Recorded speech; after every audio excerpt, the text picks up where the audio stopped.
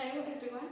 हम अपने पुराने चैप्टर के साथ कंटिन्यू करेंगे जो आपका हिस्ट्री का फर्स्ट चैप्टर है, the rise of nationalism in Europe. Europe में राष्ट्रवाद का उदय।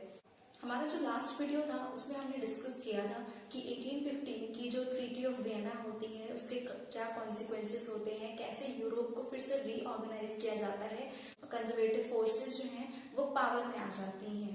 कंजर्वेटिव फोर्सेस मतलब रूढ़िवादी शक्तियां। ओके, तो ये जो रूढ़िवादी शक्तियां थी वापस से पावर में आ गई थी। फिर से जो रूढ़िवादी लोग थे वो पावर में आ गए थे और बहुत सारे जो चेंजेस आए थे यूरोप में जो नेपोलियन के टाइम पे उनको फिर जो है रद्द कर दिया गया था उन चेंजेस को। हमने पढ़ा कि ये जो रूढ़िवादी जो शक्तियां पावर में आई थी, कंजर्वेटिव फोर्सेस पावर में आई थी, उनके कॉन्सिक्वेंसेस क्या हुए थे और कैसे रेवोल्यूशनरी फोर्सेस वो भी डेवलप हो रही थी। मतलब रेवोल्यूशनरीज कैसे अपना काम धीरे धीरे कर रहे थे, अंडरग्राउंड हो रहे थे, कैसे कैसे सीक्रेट सोसाइटीज यूरोप में फॉर्म हो रही थी। तो इतना सा हमने डिस्कस किया। अब हम बात करते हैं कि ये जो आपका एज ऑफ रेवोल्यूशंस मतलब ये जो क्रांति का जो युग था, जो टाइम पीरियड था 1830 से 1848 के बीच का, इस टाइम में यूरोप में बहुत सारे रेवोल्यूशंस आए थे जिनकी वजह से ये जो नेशनलिज्म की फीलिंग होती है, लिबरलिज्म की फीलिंग होती है, ये और स्ट्रेंथन हो गई थी और मजबूत हो गई थी। तो आपका पहला जो रेवोल्यूशन फ्रांस में आया था, ये स्टार्ट हुआ था फ्रांस से। वो आया था जुलाई 1830 में। एक फ्रांस जो आपका है वो उस टाइम पे यूरोप का पॉलिटिकल एक्टिविटीज का, पॉलिटिकल चेंजेस का, रेवोल्यूशंस का हब था, वो केंद्र था। वहां पर ऐसे बहुत सारी एक्टिविटीज जो भी वहां पे चेंजेस आ रहे थे, रेवोल्यूशनरी प्रिंसिपल्स इमर्ज हो रहे थे, वो सब मेनली फ्रांस से ही आपके स्टार्ट होते हैं। तो यहाँ पे भी फ्रांस पहला रेवोल्यूशन आया फ्रांस में ही। कंजर्वेटिव फोर्सेस के पावर में आने के बाद जो फिर से आपका फ्रांस में ही ये रेवोल्यूशन होता है। उस टाइम पे आपकी बर्बन डायनेस्टी पावर में थी क्योंकि 1815 बैटल ऑफ वाटरलू में जब नेपोलियन हार जाता है और आपके ब्रिटेन, रशिया, प्रशा और ऑस्ट्रिया, ये जो चार पावर्स होती हैं ये वापस से बर्बन डायनेस्टी को पावर में ले आती हैं। तो सारी जो सोवरेन पावर्स होती हैं वो फिर से किंग, वहां पे मोनार्की स्टैब्लिश हो जाती है और फिर से सारे पावर्स किंग के हाथ में होती हैं। तो ये जब यहाँ पे रेवोल्यूशन आता है तो ये जो रेवोल्यूशनरीज होते हैं वो बर्बन डायनेस्टी को ओवरथ्रो कर देते हैं, मतलब उनको खदेड़ दिया जाता है शक्ति से। अब बर्बन डायनेस्टी जो थी अब वो पावर में नहीं थे और क्या करते हैं, constitutional monarchy with Louis Philippe at its head उसको स्टैब्लिश करते हैं। मतलब एक संवैधानिक राजतंत्र स्टैब्लिश करते हैं जहां पर एक किंग भी हो मगर साथ में कॉन्स्टिट्यूशन भी हो।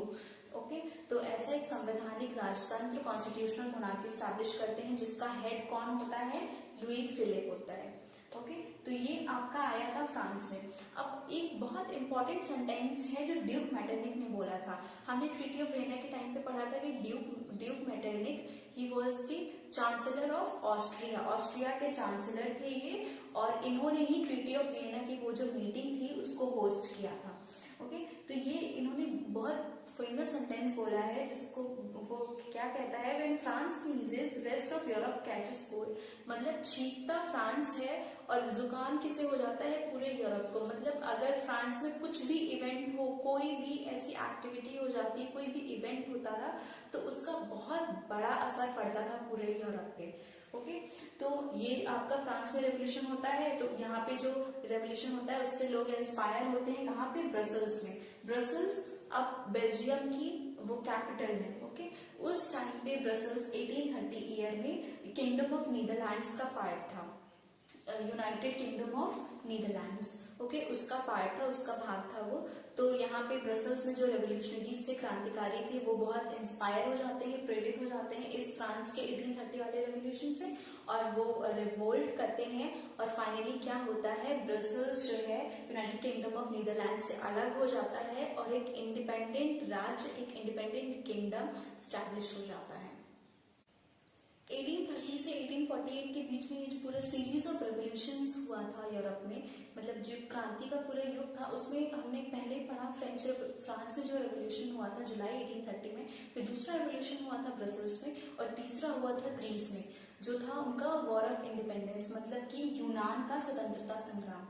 15th सेंचुरी के टाइम से ग्रीस जो है ओटोमन एम्पायर के कंट्रोल के अंडर था। ओटोमन एम्पायर जो आपका वहां पे था, जो आपका करंट डे टर्की है उसी के अराउंड। ओके, तो जो आपका ओटोमन एम्पायर था वो एक मुस्लिम एम्पायर था और ग्रीस पे उसी मुस्लिम एम्पायर का कंट्रोल था। वहां पे ग्रीस में काफी दिनों से लोग इंडिपेंडेंस के लिए स्ट्रगल कर रहे थे, स्वतंत्रता के लिए बहुत दिनों से संघर्ष किया जा रहा था। मेनली आपका ये जो स्ट्रगल चल रही थी वो ईयर 1821 से चल रही थी। ओके, तो आप पहले हम बात करते हैं ग्रीस के बारे में। ग्रीस जो था वो एक बहुत पुरानी सिविलाइजेशन है। जैसे हम इंडिया में बात करें तो हड़प्पन सिविलाइजेशन की बात करते हैं, उसी तरीके से ग्रीस जो है बहुत पुरानी, बहुत ट्रेडिशनल सिविलाइजेशन है यूरोप की। तो उसको जो आपके हिस्टोरियंस हैं, जो आपके फिलोसफर्स हैं, वो उसको बोलते हैं क्रैडल ऑफ यूरोपियन सिविलाइजेशन, मतलब कि यूरोपीय सभ्यता का वो एक पालना है। वहां पे सबसे पहले जो है यूरोपीय सभ्यता कहीं पे आई थी तो वो ग्रीस में आई थी, वहां पे डेवलप हुई थी, फिर धीरे धीरे पूरे यूरोप का विकास हुआ, विस्तार हुआ। तो ग्रीस को यूरोप की सभ्यता के केंद्र के रूप में देखा जाता है। और अब यहाँ पे क्या था, 15वीं सेंचुरी से किसी बाहरी शक्ति का कंट्रोल था। वो बाहरी शक्ति थी ऑटोमन एम्पायर, तो लोग उससे इंडिपेंडेंस चाहते थे। तो क्या होता है कि बहुत ये इस टाइम पे, इस पीरियड में यहाँ पे भी बहुत स्ट्रगल चलती है इंडिपेंडेंस के लिए। और फाइनली क्या होता है कि ट्रीटी ऑफ कॉन्स्टेंटिनोपल जो 1832 में आती है, उससे क्या होता है, ग्रीस को एक इंडिपेंडेंट नेशन डिक्लेयर कर दिया जाता है, मतलब एक स्वतंत्र राज्य उसको डिक्लेयर कर दिया जाता है। कॉन्स्टेंटिनोपल की जो संधि आती है 1832 के बाद, 1832 में, उसमें जो है उसमें ग्रीस को एक स्वतंत्र राज्य घोषित कर दिया जाता है।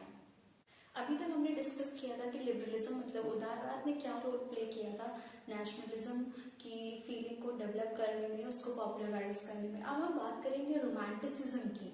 रोमांटिसिज्म ये कोई शाहरुख खान मूवी का पार्ट नहीं है, ये एक कल्चरल मूवमेंट था। ओके, तो एक मतलब सांस्कृतिक आंदोलन था ये, जिसमें क्या हुआ था कि आपका जो आर्ट, कल्चर और आपका पोएट्री, म्यूजिक, डांस, इन सब के थ्रू एक नेशनल यूनिटी की फीलिंग, एक नेशनलिज्म की फीलिंग को डेवलप करने की कोशिश की गई थी।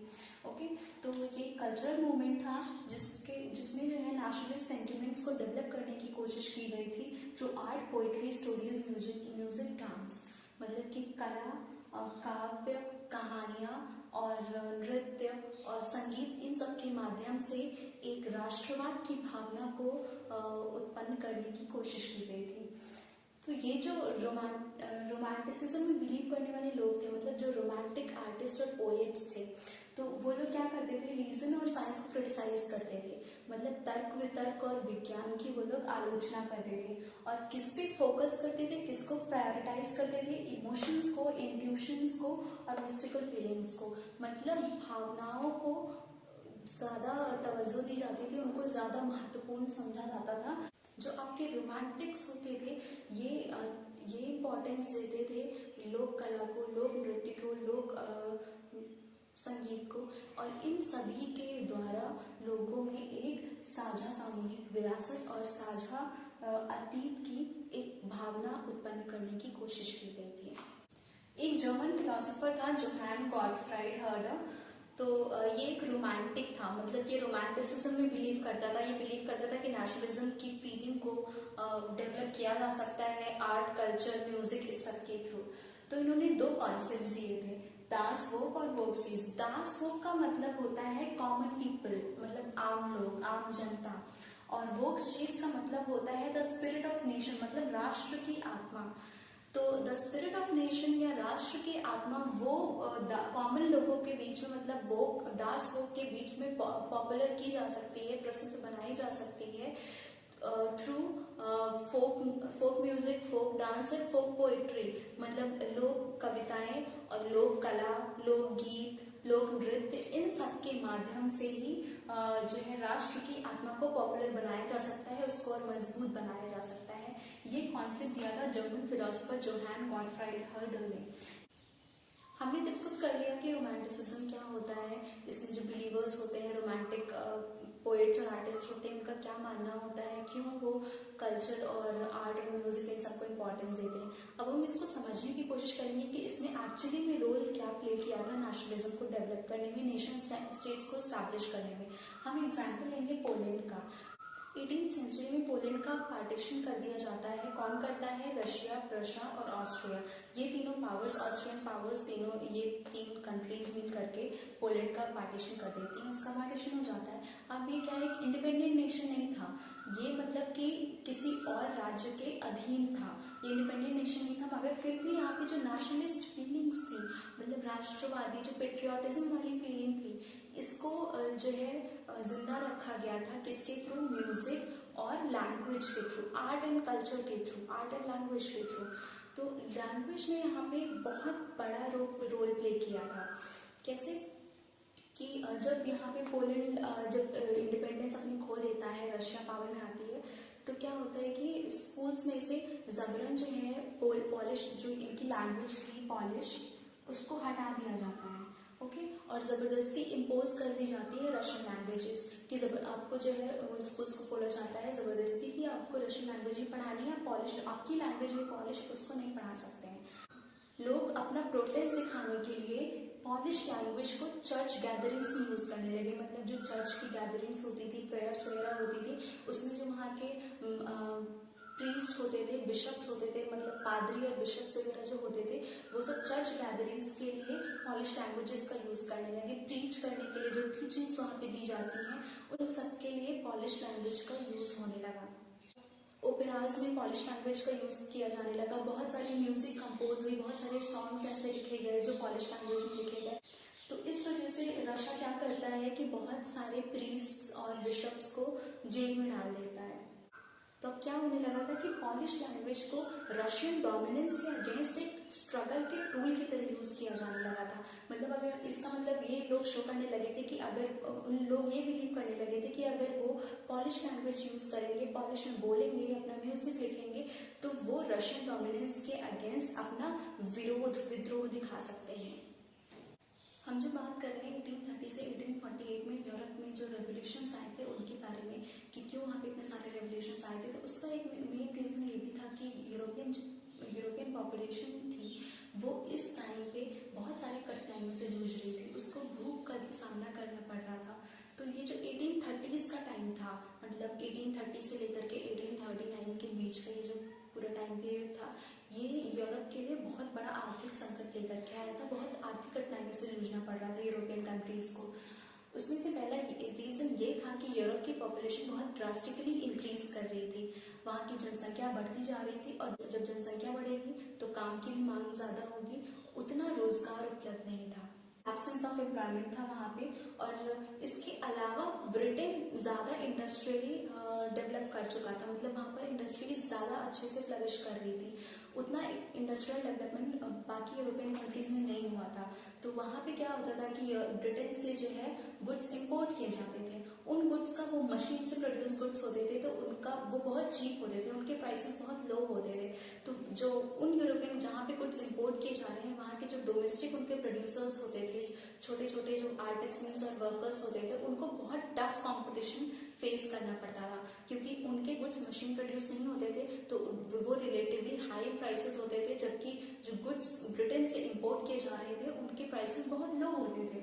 इसके अलावा जो आपके पीजेंट्स थे, वहाँ पे जो फार्मर्स थे, वो अभी भी फ्यूडल सिस्टम के अंडर सफर कर रहे थे, अभी भी उनको जो फ्यूडल लॉर्ड्स होते थे उनको ड्यूज वगैरह टैक्सेस देने पड़ते थे। आपका जो फूड ग्रेन्स था उसके प्राइसेस भी बहुत हाई हो गए थे।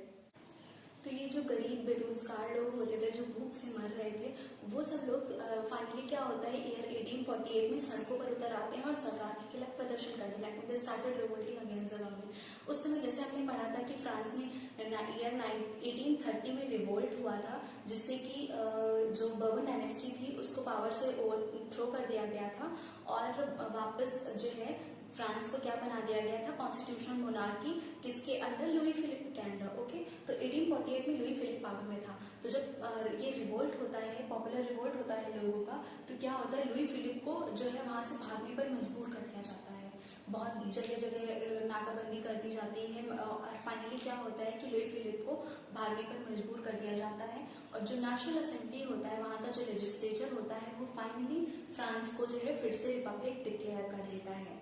ओके, मतलब फिर से वो गणतंत्र गणराज्य घोषित कर दिया जाता है।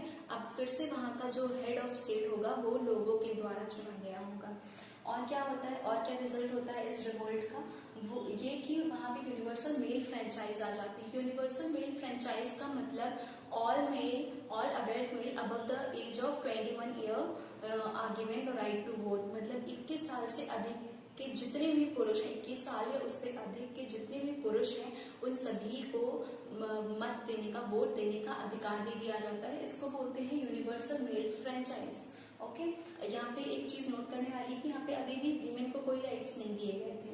The next thing was guaranteed right to work. तो अब जब ये नई गवर्नमेंट आती है, रिपब्लिक डिक्लेयर कर दिया जाता है, तो पहला चीज तो सारे मेल अब 21 ईयर्स ऑफ एज सबको वोट करने का राइट दिया जाता है। और दूसरी चीज, सबको काम करने का जो अधिकार होता है वो गारंटी किया जाता है कि सभी को काम करने का अधिकार है। और क्या होता है कि national workshop set up to provide employment, मतलब रोजगार, लोगों को रोजगार दिलाने के लिए राष्ट्रीय कारखाने स्थापित किए गए थे। नेशनल वर्कशॉप्स सेटअप किए गए थे। जहां एक तरफ ईयर 1848 में गरीबों का, जो बेरोजगार लोग थे, अनएम्प्लॉयड थे, जो भूख से मर रहे थे, स्टार्विंग पीजेंट्स एंड वर्कर्स थे, उन सब लोगों का रिवोल्ट चल रहा था। वहीं दूसरी तरफ रिवोल्ट चल रहा था आपके एजुकेटेड मिडिल क्लास का। ओके, मतलब लिबरल्स, जो उदारवादी लोग थे, उन लोगों की भी क्रांति चल रही थी ईयर 1848 में। तो क्या होता है कि ये जो लिबरल्स थे, ये कौन सी सेक्शन ऑफ सोसाइटी से बिलोंग करते थे? एजुकेटेड मिडिल क्लास, मतलब शिक्षित मध्य वर्गीय समाज से ये लोग बिलोंग करते थे।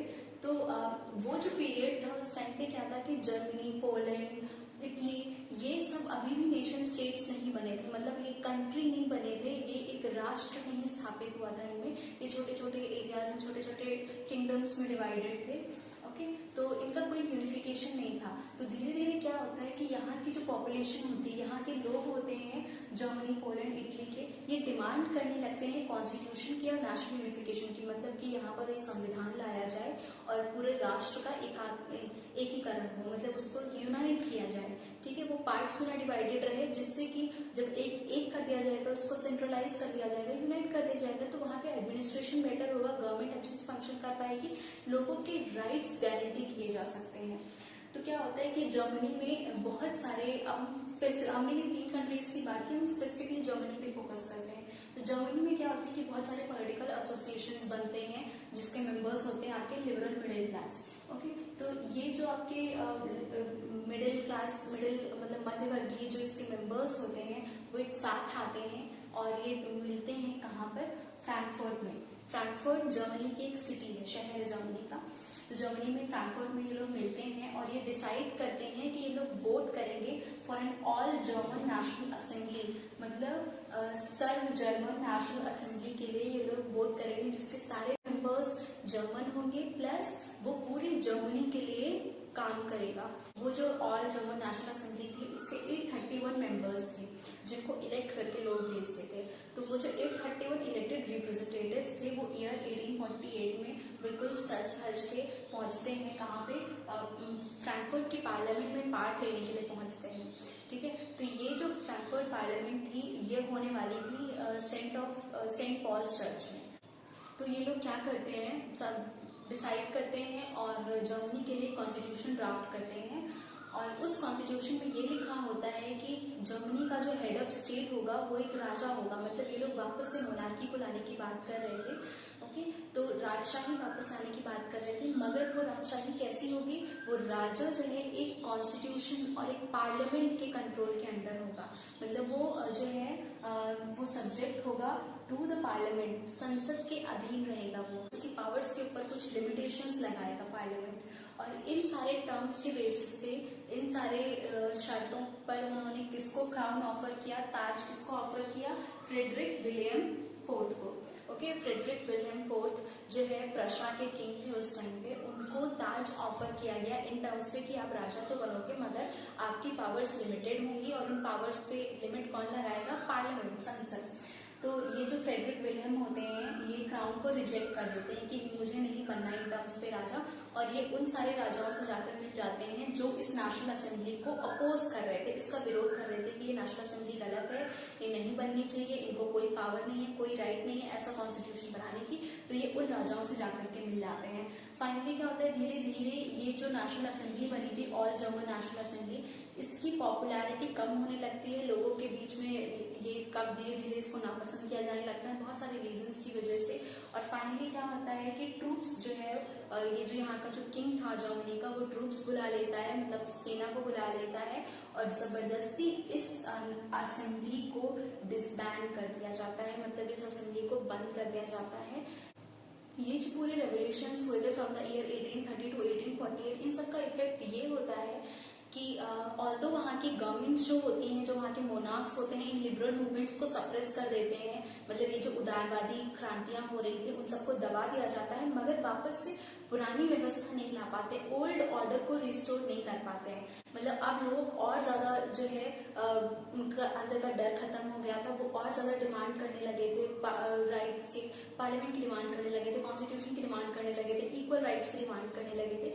तो ये ऑल्दो ये सप्रेस तो कर देते हैं इन क्रांतियों को, इन रेवोल्यूशंस को, इन विद्रोहों को दबा देते हैं, मगर फिर भी ये पुराना सिस्टम, पुराने जैसा सिस्टम नहीं ला पाते हैं। इस पीरियड में जो आपके रेवोल्यूशन हुए थे, इसमें नेशनलिज्म की फीलिंग को और स्ट्रेंथन कर दिया गया था, और इतना स्ट्रेंथन कर दिया गया था कि फाइनली जर्मनी और इटली जो बहुत सारे पार्ट्स में डिवाइडेड था, जो छोटे छोटे टुकड़ों में विभाजित था, उनका फाइनली यूनिफिकेशन होता है इन रेवोल्यूशंस के बाद। और इटली और जर्मनी के यूनिफिकेशन के बारे में हम नेक्स्ट वीडियो में पढ़ेंगे।